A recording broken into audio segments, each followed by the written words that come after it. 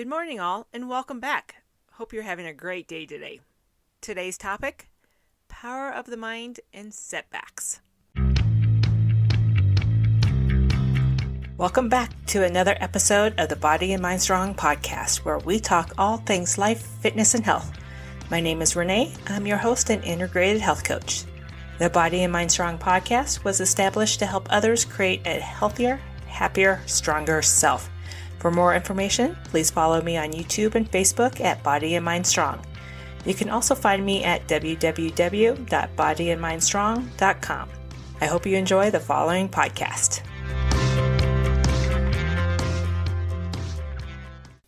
Don't let your mind get in the way of what you can achieve. I tell all my clients this. The power of the mind is incredible.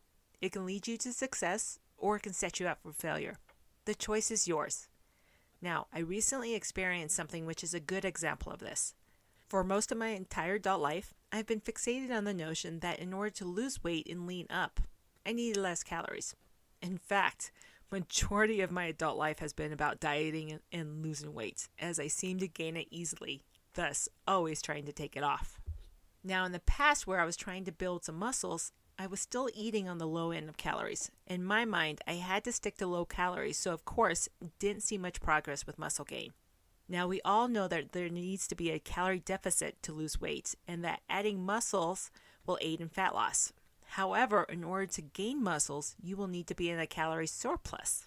Now, let me tell you a little story about how I changed that thinking. Back in 2019, I had several goals set throughout the year, and to obtain these goals, I needed to drop some body fat and gain some muscle mass. In the middle of January, I entered a fat loss and muscle gain competition through a local supplement shop, thinking this would be a great jumpstart to my goals. And it's motivational since there is money involved for the winners. It started great. I was hitting the gym 6 days a week, which included either cardio, lifting, or a combination of both. And noticing an increase in the weights that I could lift, I was definitely gaining stronger. I was also cycling my calories to match what I was doing. And then, setback time. 2 weeks in, a tooth infection. So, for a few days, I couldn't eat much. And on one of those days was a leg day, a day which I definitely needed more calories. And for the first time in my entire adult life, I was upset that I couldn't get my calories and my macros in. Then I couldn't believe I had this thought. It was like, boom, my mind was blown. After thinking about it, I realized that in the past, I wasn't focused on my goals, but rather focused on what I could and couldn't do, and had my mindset on old, unhealthy habits.